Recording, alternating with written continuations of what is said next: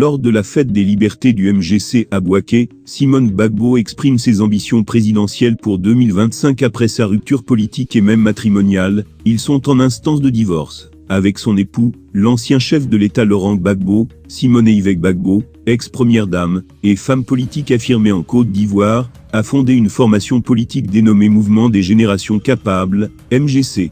Le samedi 30 avril 2023, le MGC a organisé à Bouaké la première édition de sa fête des libertés. Dans son adresse ci-dessous, Simone Gbagbo a donné les raisons du choix de Bouaké.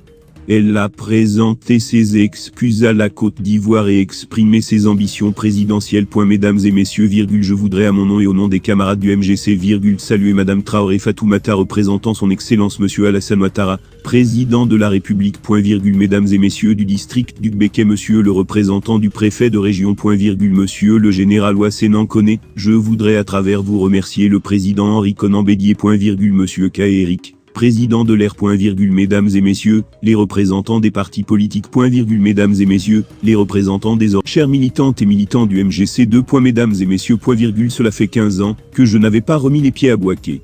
Depuis mon arrivée, le jeudi dernier, j'ai pu saluer les autorités administratives, les responsables de culte, les chefs des communautés baoulées et les chefs des communautés étrangères.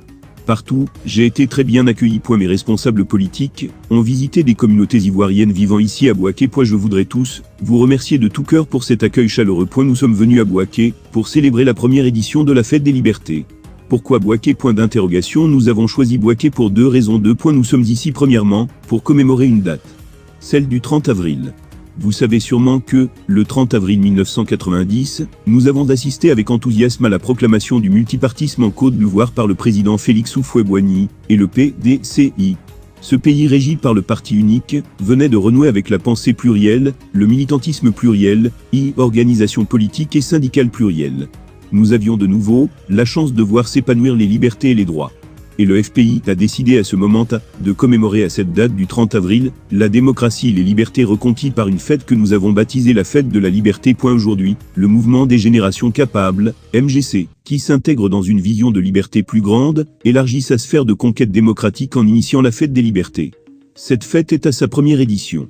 Elle permet à tous les militants du MGC et à l'ensemble des démocrates de Côte d'Ivoire de célébrer, d'une part, les acquis démocratiques d'antan en vue de leur consolidation et d'autre part, de faire une revue d'ensemble des libertés physiques, des libertés idéologiques, des libertés intellectuelles, des libertés économiques, des libertés religieuses et des libertés morales, pour une renaissance forte et dynamique de la Côte d'Ivoire. Aujourd'hui, comme avant 1990, je demande que l'on libère à nouveau la parole, je demande que l'on libère à nouveau les médias, je demande que l'on libère à nouveau la démocratie. La deuxième raison de notre présence ici est que Bouaké est la ville où la rébellion a démarré, et c'est d'incruster. Et, pour bon nombre d'Ivoiriens, Bouaké est une ville fermée, une ville d'insécurité, et même que Bouaké est la deuxième ville du Mali. Mais Bouaké est la 2 degrés ville de la Côte d'Ivoire, après Abidjan. Un pays fonctionne comme l'être humain.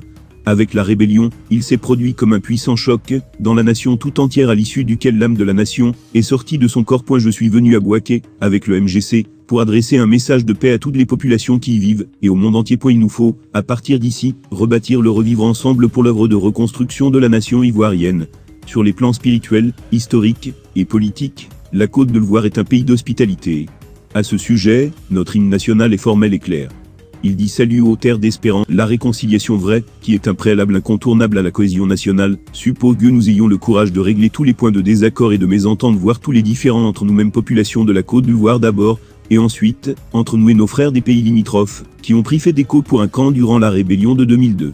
Depuis octobre 2000, et pendant 10 ans, mon ex-parti le FPI a dirigé la Côte d'Ivoire. Nous avions donc la responsabilité de la sécurité, de la paix et de la cohésion des Ivoiriens. De ce point de vue, nous avons notre part de responsabilité dans la crise que notre pays a traversée.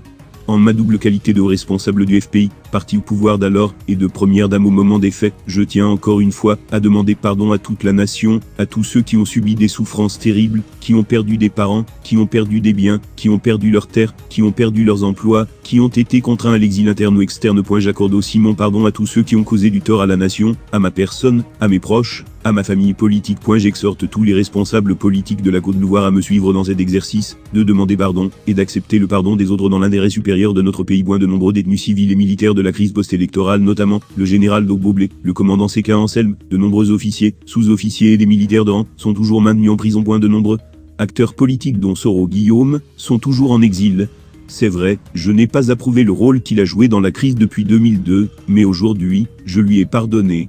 L'intérêt supérieur de la nation commande qu'il rentre au pays, et ait la possibilité de participer au processus de réconciliation. Je continue de plaider en faveur d'une amnistie générale, pour libérer tous les prisonniers, et pour permettre aux exilés de revenir dans leur pays.